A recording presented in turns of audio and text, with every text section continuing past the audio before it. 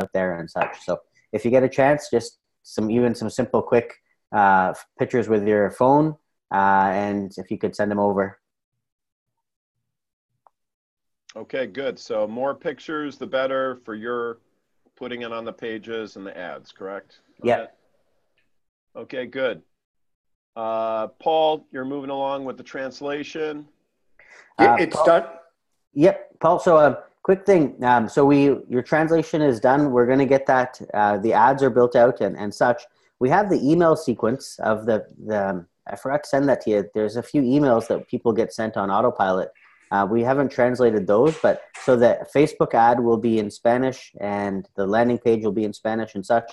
But the email sequence, we should probably build that out in Spanish also.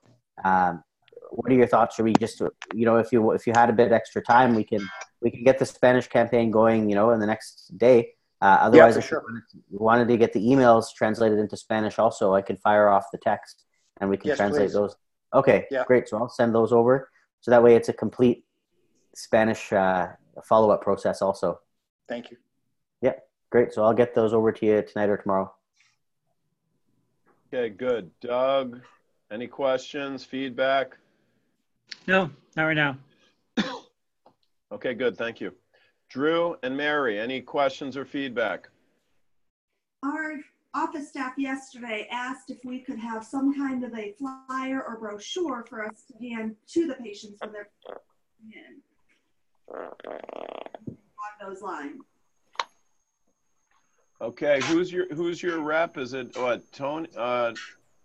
Larry. Larry. Why don't you call Larry and just ask if we could get I'll write this down, I'll ask him too. I'm going to try to get the magazine. We have a beautiful magazine that was made for the Ultra line. I'm going to just get it branded for SpineTech. We have a new designer, gal. She's really good, and it shouldn't take a really long time. And that'll be a quick fix for now.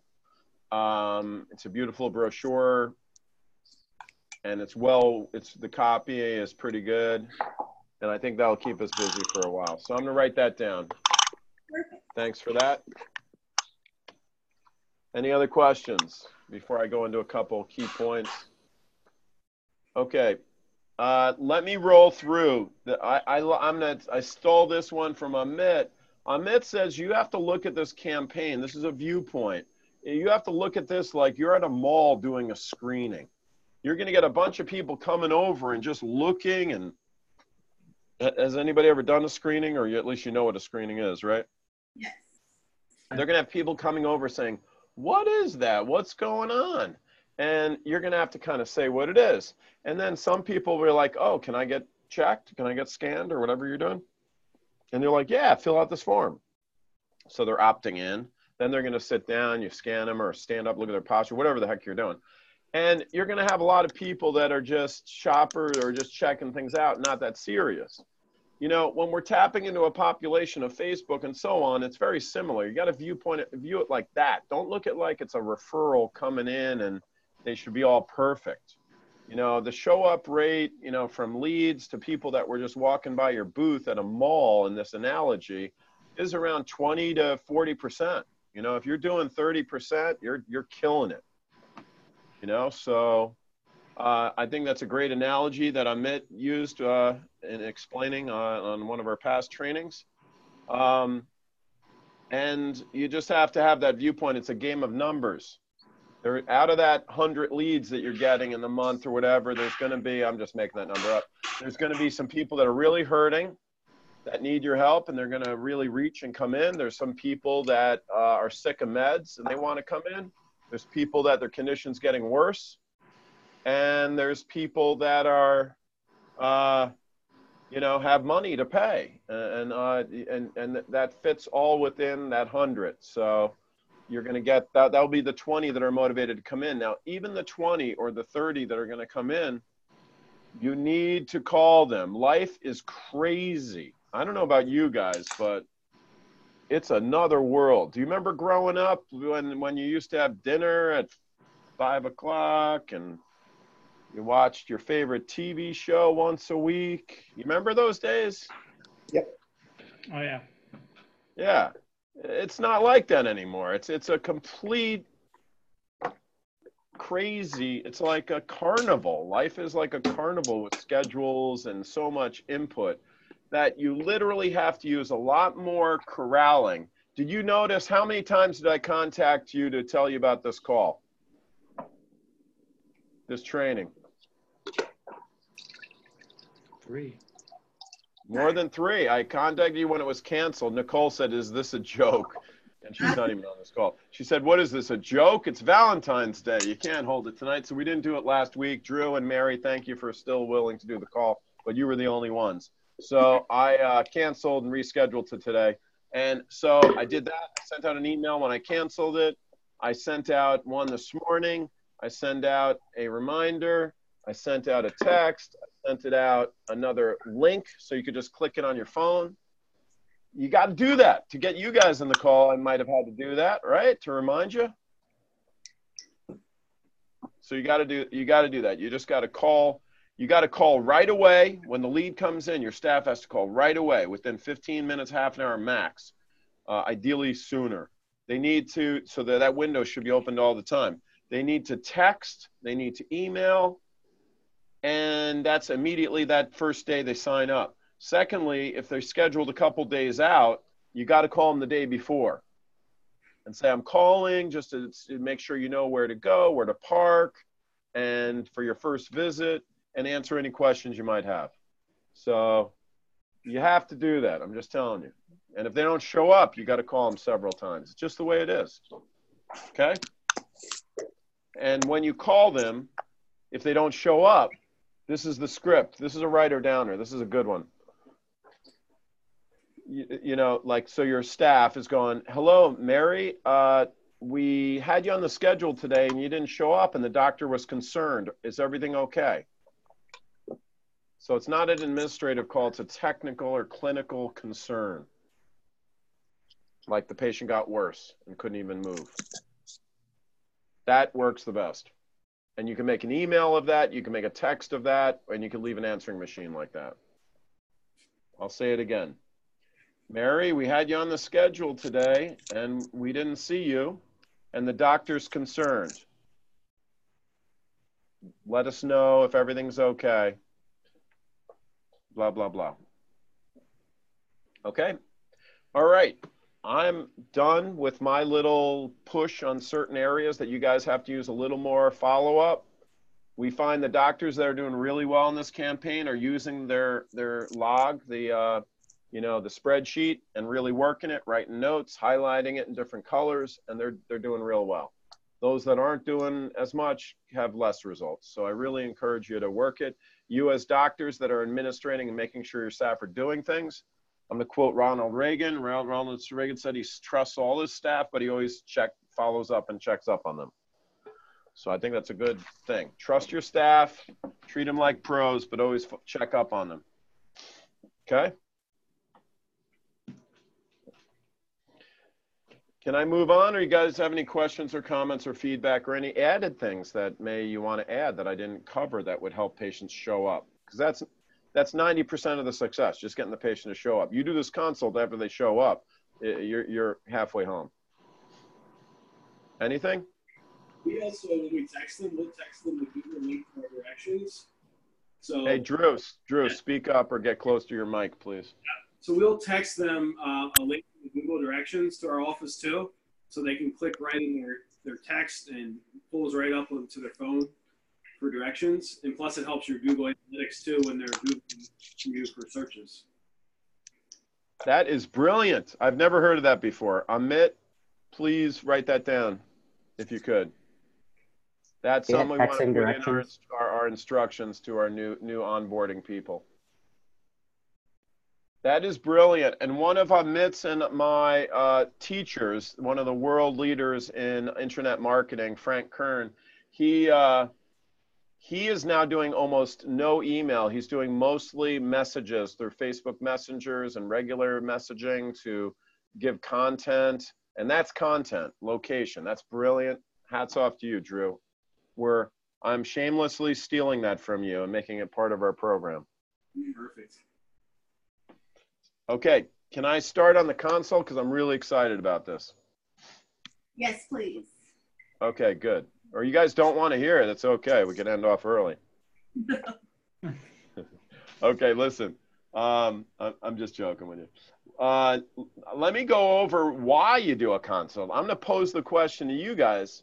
Why do you do a consultation?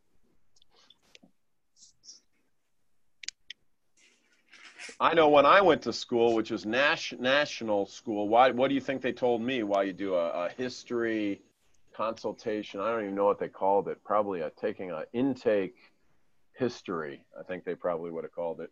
And that was the PQRST. It was to get a bunch of clinical data to process them clinically and know like what medical doctor to refer them to. That was the joke on joking about national. But I'm going to say that you're going to get your clinical data as a side effect to bringing them through and getting these other products or getting an end result or an outcome of the consultation. So this may sound weird to you, but let me tell you what the purpose of doing a consultation is. And I'm telling you, this is really important. Why is doing a good consultation super important? It's really important, especially with marketing patients. Referrals are easy. You don't worry about referrals. They already like you. They heard good things about you. They're impressed. You know, they trust you. That's fine. But if you don't have a good process of doing a consultation to where you could get them to feel understood, you bond with them, you get the information they need, you raise their awareness, all that, and you could do it quickly. And you could keep organized and good admin on this so you could handle 20 new patients a week. By the way, we're at 18 new patients a week. We're at 18 patients and we didn't even finish tomorrow. We got 4 in the books tomorrow. It was just insane. It was just super busy this week. And we keep track using this form. All right, so let me go over the objective of the SpineTech consultation. This is really key. Number one, I don't care how cheesy it sounds, and I know this is what you're naturally good with, Paul, is you got to bond with them. I don't care how many degrees you have on your back, behind your head, up against the wall, your DAC bar this, DAC bar that, PhD this. If you don't bond with them and they know you care about them and you have some connection with them, it's not going to fly. And the best way to bond with them is not to make a bunch of stupid small talk. It's to actually make them feel really understood. And this form helps them get understood. I always bridge with meeting them, and you'll see on the form, with how they came in. And that's a little small talk to bridge, like where they came in from in the internet. I'll go over that in a second. And then move into the consult with them. You don't have to talk about golf or a bunch of other crazy stuff, but they have to feel understood. They have to feel understood, which is the biggest complaint of a doctor is they're not listening. The doctor didn't listen to me, but that's really not what they're saying. They want to be understood. They don't want to just be listened to. They really want to be understood.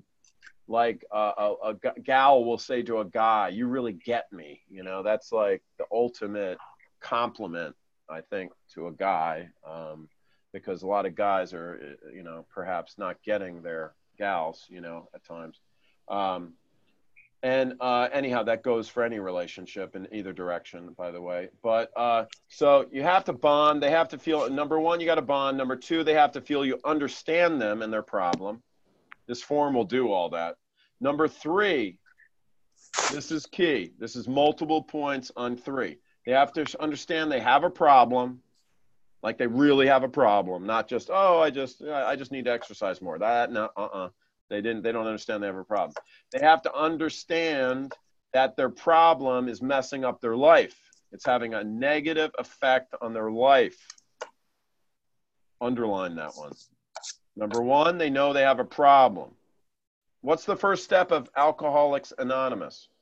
What do they have to admit? You're an alcoholic. I'm waiting for the first alcoholic, the person AA member, to help me out with an answer. I'm just joking. They have to admit they have a problem, right? Okay. I won't tell you how I know that one, but let's move on. Anyhow, they have to understand that their problem will most likely get worse if they ignore it, and they want to correct it. If you do that, you've totally shifted their mindset. And you're not going to do that with a PQRST intake of their symptoms and 20% of the day they feel it, blah, blah, blah. You know, the last thing is they need to, this is very minor, they need to understand like your office flow, what's going to happen that day, you know, what services you have. They need to understand a little bit about the SpineTech technology. So that's easy, and we kind of do that at the end. So let me just repeat this. Number one, you got a bond. Number two, they feel you understand them. You get them and their problem. They understand, not you. They understand they have a problem themselves. They understand it's negatively affecting you. You're going to get them to look at that. They understand it will get worse. You're not telling them it's going to get worse. They conclude that. They want to get it corrected. You notice the flow? I didn't say you're telling them that. They understand that. That's different. Okay? I want you to save, we're recording this, and this is going to be an important one. So I'd like you to just, unless I'm totally confusing you, let me finish to the end, and then you could ask questions. So now I'm going to share the screen and I'm going to go right into the consultation form. Can everybody see the consultation form? Yes. Yes? Yes. Drew, Mary? Okay, good. All right, so I'm just going to go through questions. There's 9 questions. It's not super long. There's a lot of room to write. You don't have to ask every question, so don't get stressed out. Some people you might ask every question on here, some you won't. The first thing you ask the question is, you know, you shake their hand, you introduce yourself, and you refer to what brought them in. You said, oh, I see you came in from the Facebook ad, or how did you find out about us? And they say, oh, the Facebook ad or Instagram ad. You said, what specifically in the ad made you come in? Or what do you specifically see in Facebook that made you want to come and see us today? That's super important. They're telling you what moved them to give up their afternoon or whatever and pay their $19 or $65, whatever you're doing, and come in to do that. That's the magic salute. That's what's motivating them. That's the first thing you do. You could say, in a moment, I'll be asking some very important questions regarding your health. But first, I want to know your experience. Have you had any experience with physical therapy, chiropractic? It's good to know who you're talking to.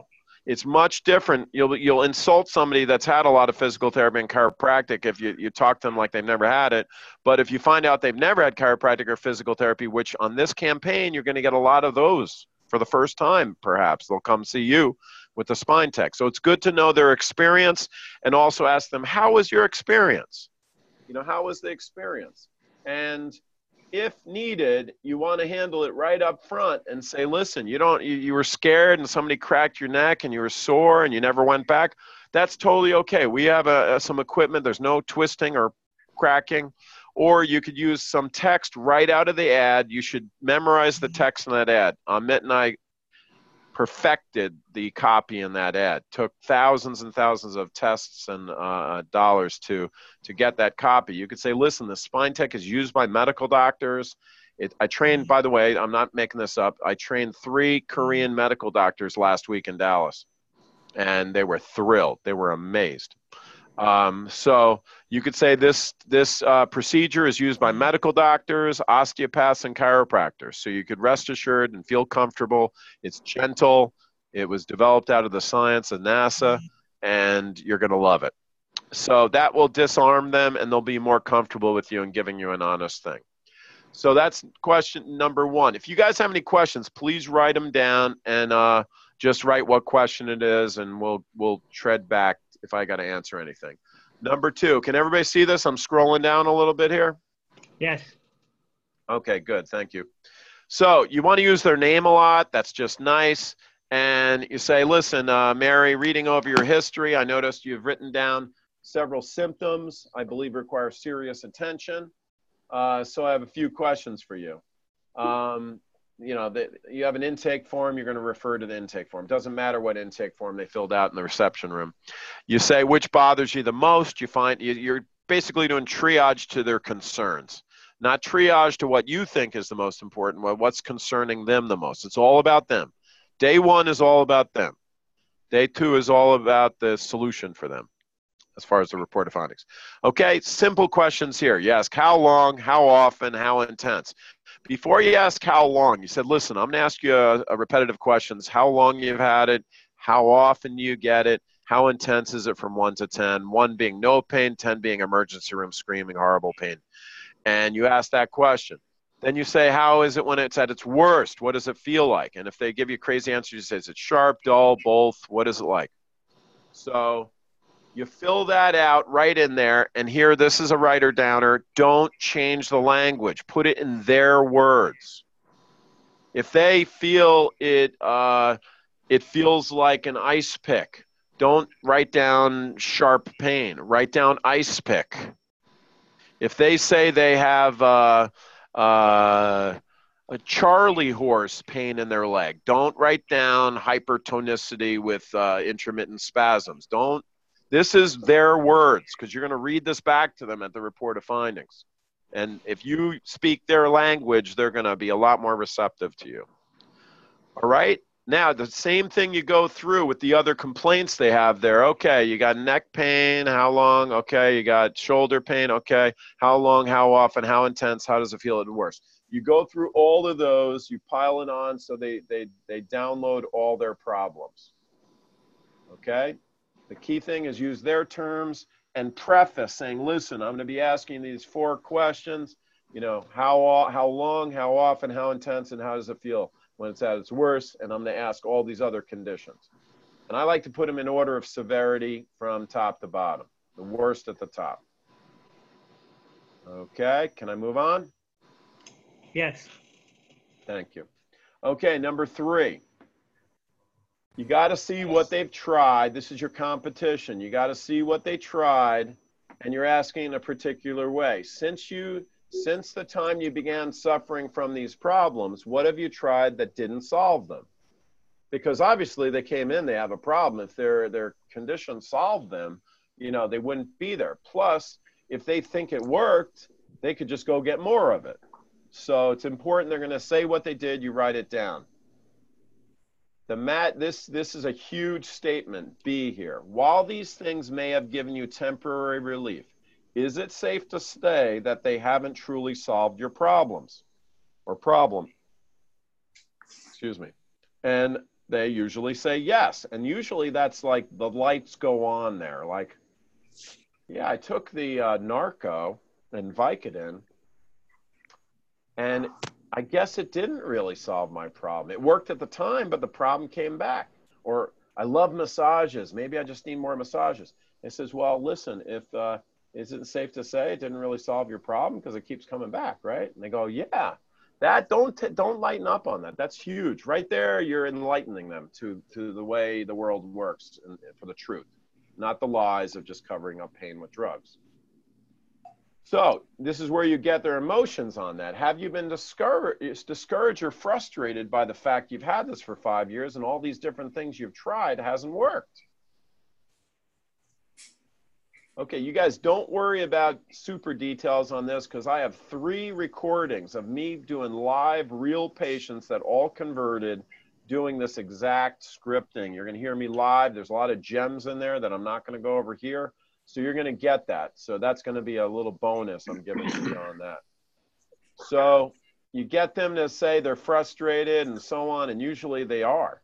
Or if they're not, they say, yeah, now that I think about it, it is kind of frustrating that I've done all this stuff and it's lasting 5 years, blah, blah, blah. If they say they don't care, this isn't important. If they're not frustrated, isn't that illogical? If you have a problem for 5 years and it's messing you up and it hurts like 9 out of 10 or whatever, and they say, no, I'm not frustrated by it, you better find out why. Because if they're not frustrated and it's not a real negative thing in their life, they're not going to be motivated to take care of it. So you want to ask, how, if no, why? Why does it not frustrate you, or how do you feel about it? Oh, it's just part of life. Well, I'm not going to get into how to handle all these things, but I think it's pretty important to handle that right there. Is that they say, oh, it's just part of getting old. My right knee hurts me like heck. You know, it's just part of getting old. I said, okay, how old's your left knee? You know, so you have to have some way of handling the craziness that they'll come up with if they're illogical. So is it safe to say that you need to take a new look at this approach and solving it? And, you know, because what you did before really didn't work, and you want to get an agreement on that. By the way, the whole name of the game in any persuasive or any leadership role that you're taking on as a doctor or with your staff or with your kids or with your patients is the one who gets the most agreement wins. That goes with sales, that goes with compliance, that goes with bonding, you know. You have to get agreements. If you're not getting agreements, you're not getting the patient's compliance to take your recommendations for care, pay, show up, and become a success story. Okay. Am I going at a good pace? You guys getting this? Yes. Yes. You're writing down your questions because I don't want to neglect you, but I want to just go through the basics. Then we'll take up any questions and any advanced handlings that you want. Okay, number 4.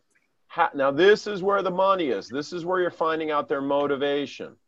If I had to skip everything else and just come to here, like I could literally go, oh, you got back pain? Go to right to 4. Like I do this every blue moon. I don't recommend it. But when I've got 3 new patients all at the same time and my other staff are really busy and I can't pull anyone over to help, I basically do that. I basically say, oh, you got back pain? Can I ask you a couple questions about the back pain? Okay. How is your back pain negatively affecting you? And I skip everything else. In other words, I'm just telling you I'm not telling you to do that. I'm just saying this is where the real motivation comes in. It's the motivation step. You're finding out their motivation, why they're in your office.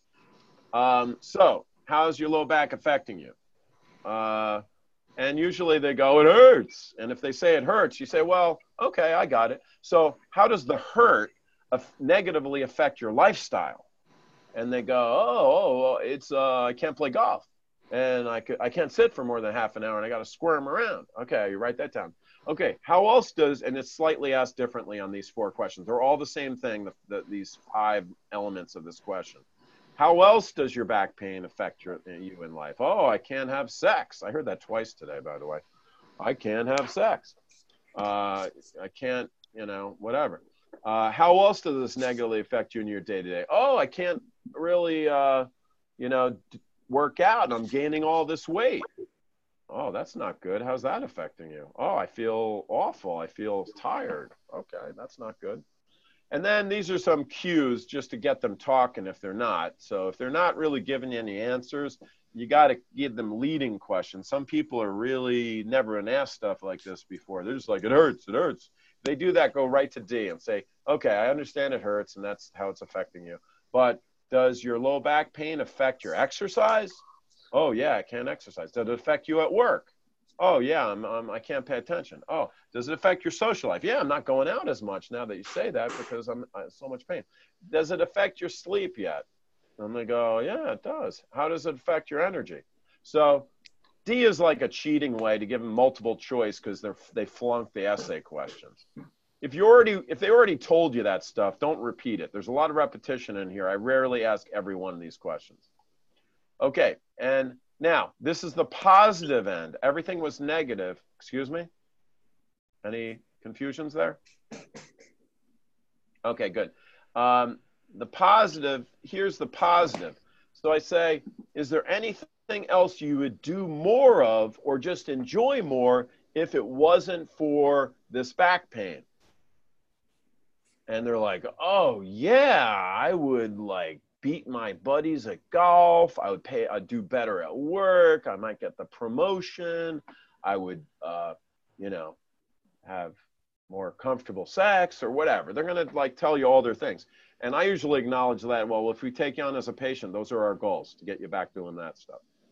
And now this is a nice little thing at the end, but you asked all these questions all over the place. You need the bottom line. At this point, they should be open to you. They should be kind of really looking at their problem and how it's messing up their life and how it's negatively affecting you. And I go, pardon me, Mary, but you may have already told me this, but out of all of this, what is the most important reason why you want to get rid of this back pain?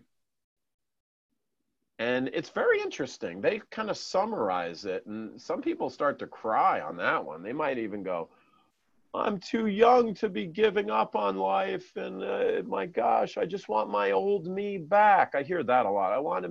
This isn't me. This isn't me staying at home. I'm very social. And you get the real reason. Whenever you get the real reason on this form, and it may be A, B, C, or D, you know, right there, and they really get emotional, and it really is their, I forgot the author that called it. It's the why behind the why. They're in your office because they're back pain, but not really. They're in the reason why behind the back pain is that it's making them so they can't play golf, or they can't lift the kids, or they can't have sex, or whatever the case may be. So the why behind the why, when you find that, circle it. It's usually one real key trigger. That is what you're going to exchange with them. The money they pay to you, the time that they commit to you, the home exercises that they'll do, whatever they need to do, you're exchanging this with them. That's why this is the most honest way of communicating and working up a new patient. This is genuinely what you're exchanging with them, what they're buying. They're buying more sex. They're buying a better golf game. They're buying better work and that promotion they're going to get, and you're helping them get that. So circle it when you see it, because that's probably the most important thing on all these questions, okay? Now, number 5 makes them take the care. They'll take you seriously if you get number 4, but they may just put off taking care of it till someday when life is convenient, which I don't know about you guys, but life never gets convenient in my world and most of my patients' world. So when's the best time to plant a apple tree if you want an apple? 20 years ago. When's the next best time? Today. So anyhow, this question puts urgency in. So this has been going on for 5 years now, Mary. What do you think it will be like in a year or 2 from now if you don't do anything about it? If you ignore it, where is it going to be in a year or 2? That's super important. Make them look at that. And if they say, oh, I don't want to look at that, that's too scary, I don't want to look at it. Okay, well, I want you to look at it because I want to get that data from you. You were doing better. Now you're getting worse. Or this is actually where they admit it's getting worse. If they admit it's worse, that's great. They'll go, oh my gosh, it will be worse. And then the next question, the second part of this 5 is, if it did get worse, how would it affect you? How would it affect your lifestyle? And Mary might go, oh my gosh, I would be basically not able to work, not having sex, and I would have to totally give up golf, and I'd probably weigh 400 pounds, and I'd want to kill myself. So you want them to mock this up and look at it. Do you guys remember The Christmas Carol by Dickens? Obviously, if you've been living on this planet for any time, every Christmas they play it, whether you're a Christian or not. Do they play that in Canada, Amit? The Christmas Carol, Ebenezer Scrooge. You know what I'm talking about? Yeah, definitely. It's a classic. The reason why it's a classic and it's an immortal tale is the motivation to Ebenezer Scrooge was taking him into his past, Christmas past, the ghost of Christmas past, the ghost of Christmas present, and the ghost of Christmas future. You guys tell me, just chirp up right now and tell me which was the scariest one and the most motivating one for Scrooge.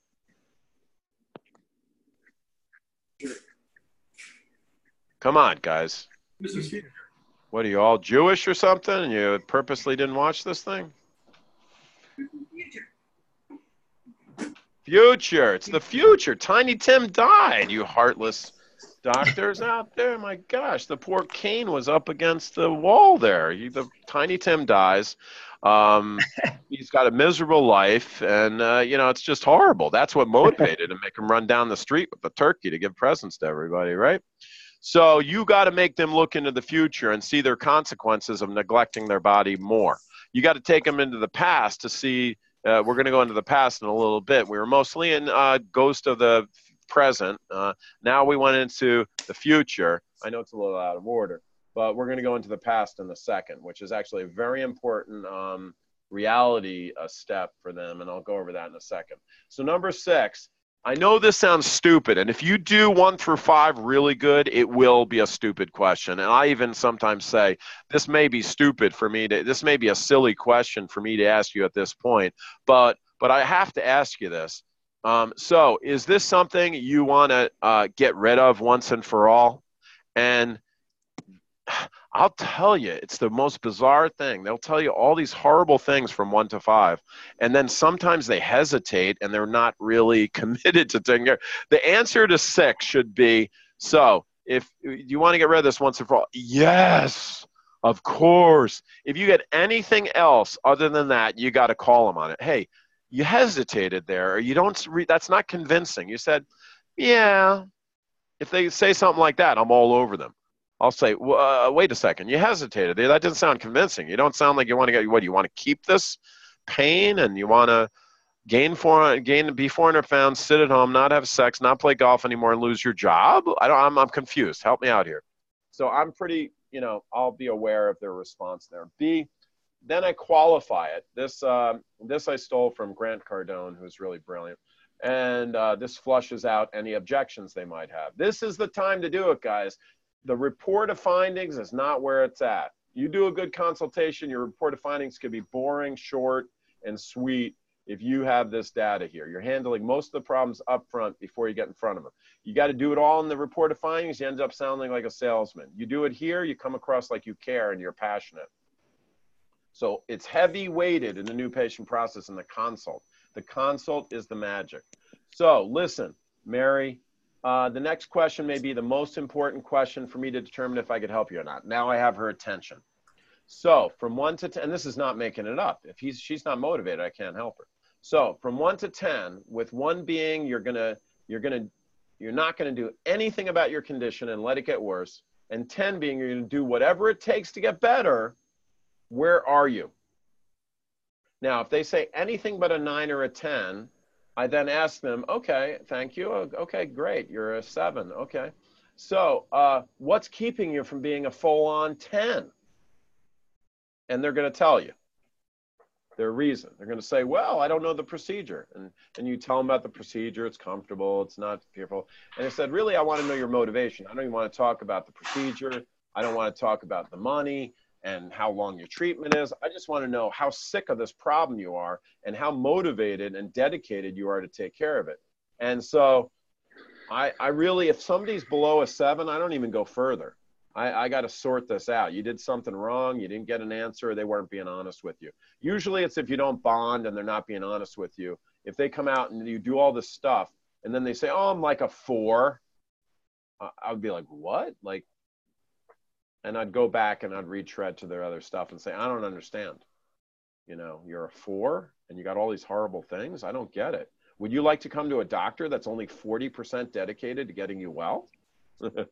I'll spin that around and they'll crack up on that one. Okay, so C, I go, and now once they say, this or that, you said, oh, it's gentle, there's no surgery. He says, I'm only an 8. I said, what's keeping you from being a 10? I don't want surgery. I said, okay, we're not going to do surgery here. I promise you that. So if surgery is off the table, where are you from 1 to 10? I re-asked the question and they're at 10. I said, okay, we can proceed and move forward. Okay, now we're going to Christmas past, I guess, in a sense.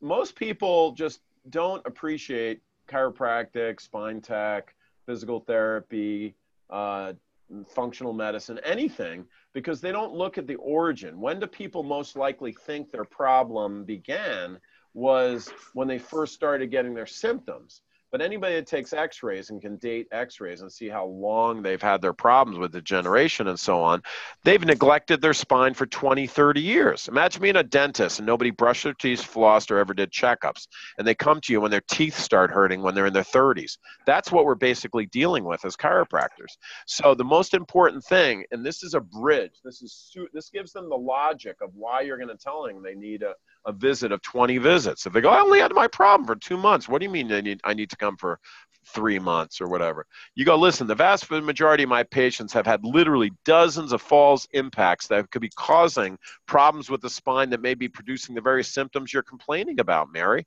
So what I want to do is just survey your accident history. So when was your most recent car accident? Okay, what was it like? What was it like before that? How about falling off a bike? How about sports injuries? What sports have you done? Tell me about injuries you did there. Exercise, even as a kid. Slips and falls on the ice here in Chicago. Whatever. And car accidents, you know, Paul, you'd already have this information from their intakes, but whatever. You got to get some rationale on why they have damage in their spine and so on. Now, that's that. Now, this is a very interesting step. The qualification criteria, you're going to say you don't accept every case. You only accept cases you could help. If you can't help you, you're not going to waste their time or their money. And step number 2, we only accept people with the dedication. Now, this is where we turned it around. We're not trying to sell them or pull people in desperately. You never want to look desperate. So you go, listen, we only accept the people with the dedication and personality to do well and succeed with their treatment program. You might realize getting healthy isn't like dropping your car off at the shop and not doing anything yourself, right? Smiley face there is to remind you to smile and don't make it sound snotty. So I'm asking these questions to weed out those who aren't ready. So that's like Woody Allen said he wouldn't want to belong to a club, a social club that would have him as a member. It's kind of an irony that you do that, but like Studio 54 used to put up a barrier and make it hard to get in, and everybody would kill to get in. You know what I mean? So you're basically saying you got high standards. And in chiropractic, this isn't a sales technique. In chiropractic, if you don't have the cooperation of a patient being compliant, following through, you're taking on a risk of somebody not getting well, giving you a bad reputation and complaining about you and asking for a refund or blah, blah, blah, and being a headache. So it really is. If you get busy and you got high standards and you don't like dealing with a bunch of BS, this is an important qualification step. And it works on a sales standpoint. The more you push them away, the more reach towards you. But that's not the only reason why I do it. So let me explain how we do here. I described the SpineTech, which is you could describe, basically you could read the ad to them. They won't know it's the same thing they saw on Facebook. You basically say it's used around the world. We do 30 different countries, medical diet, blah, blah, blah. It's gentle, da, da, da. It's great with these different conditions that you complained about, Mary. It's gentle, blah, blah, blah. Let me ask you this. If you become a patient, do you think you'd be a good patient and successful here? How come? You're basically saying, are they going to be a good patient? Hold up their end. And I don't ask these, to be honest with you, I don't even get to these questions if they're totally on board and I got them totally motivated. Only if people are really lackadaisical and not really dedicated to, I push them away, push them a little bit. So I like this one. What would be a great optimal situation in 6 months?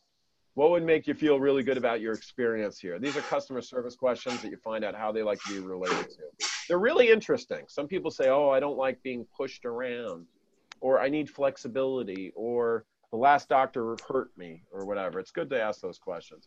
Transition exam, really simple. That'll be unique to your office, but you do want to tell them you've helped many cases like theirs, if that's true. If you haven't helped cases like them, don't read that line. Anyhow, use data to support. You should have success stories handy, research handy, posters, models, kind of explain what's going on and how you're going to do the exam and why. You transition to exam. I think the best place to do is the SpineTech scan because you can do education right after the consultation. And I usually go, hey, Mary, you know what? You remember your time when you had that pain go down your leg and it hurts right there in the low back right above your tailbone? Let me show you. So I show her the spine, and it's that script I gave out to all you guys anyhow, the screening script, the introduction script, the screening script. Do the same thing there, and then schedule them for the next day for the report of findings. All right, so as I talked very fast there, I want to field any questions, but that form right there, I didn't invent it. I've had many consultants and world champion communicators and salespeople and doctors share their wisdom with me. I compiled it, I tested it, I surveyed it out.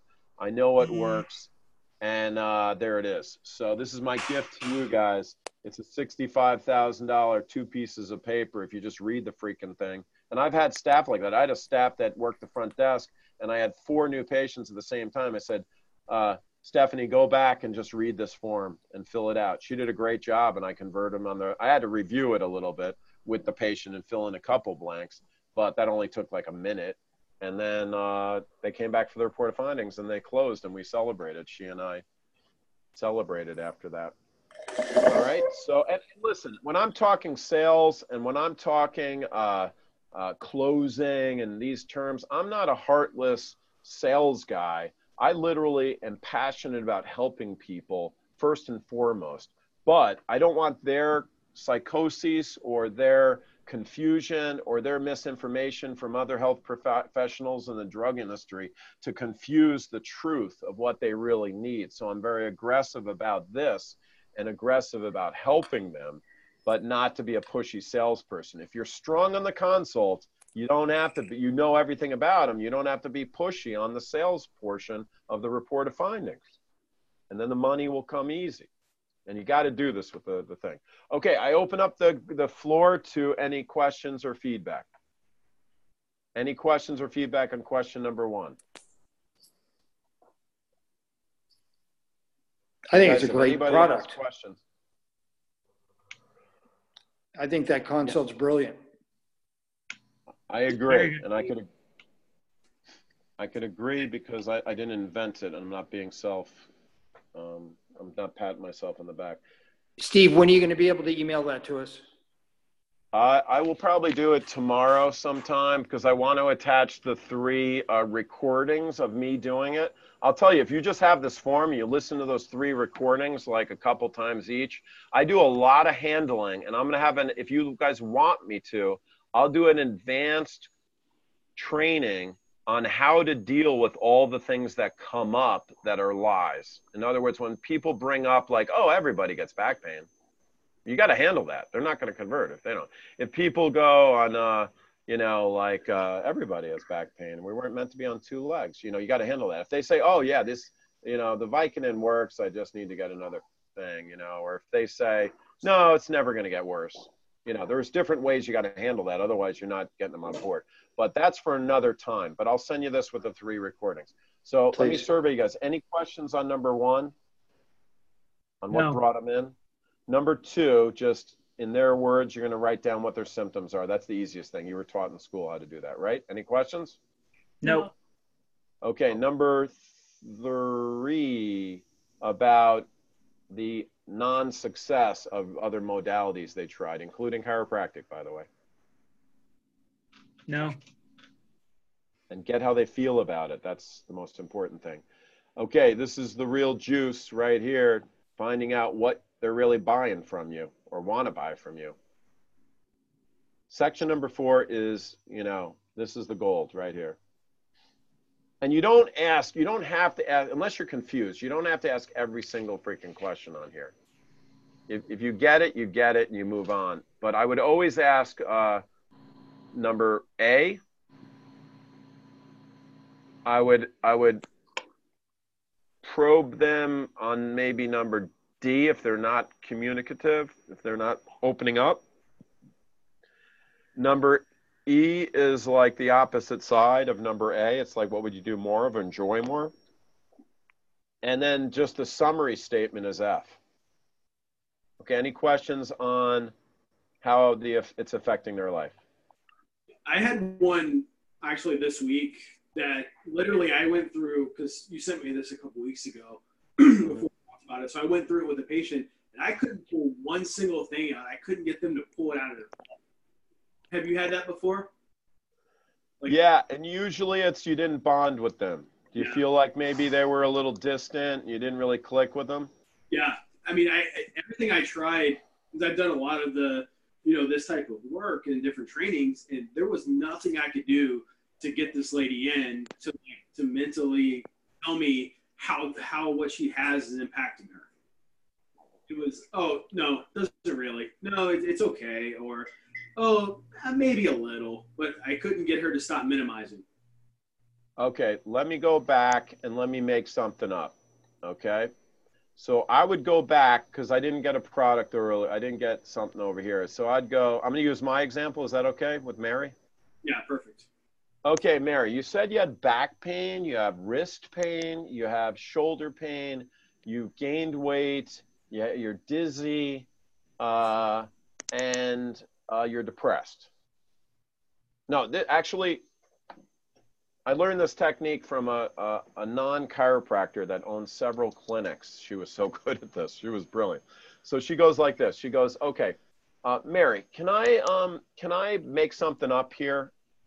And she'd go, yeah, sure, whatever. And I'll tell you, this is going to sound crazy to you guys, but it's amazing. It works every time. It's a little advanced, but it's not complicated. It's called the twin technique.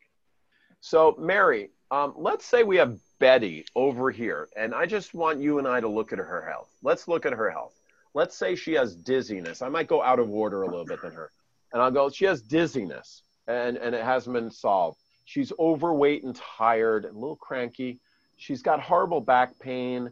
She's like tired and in pain to where she doesn't even have sex.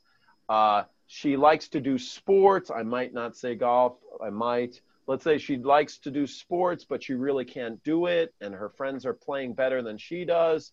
So she feels like a loser. And I'd basically read back her same thing and say it's Betty. And I'd ask Mary, I'd say, Mary, do you think Betty is healthy? And she'll go, no, she's not healthy. And I'd go, well, Betty, that's you. I just read back your symptoms. Now, who here thinks that's silly and they will be on to that with like the first symptom you give them? I would say 9 out of 10 times they're so in denial, it's a AA term, is they're in denial. They didn't admit they had a problem. That's the flunk on you guys not getting your product, is you probably didn't get, they're not acknowledging they have a problem. So you probably didn't bond with them, and you probably didn't get section number 2. So I'd say, Mary, look, Betty, you say, is sick. That's you. And they go, oh my God.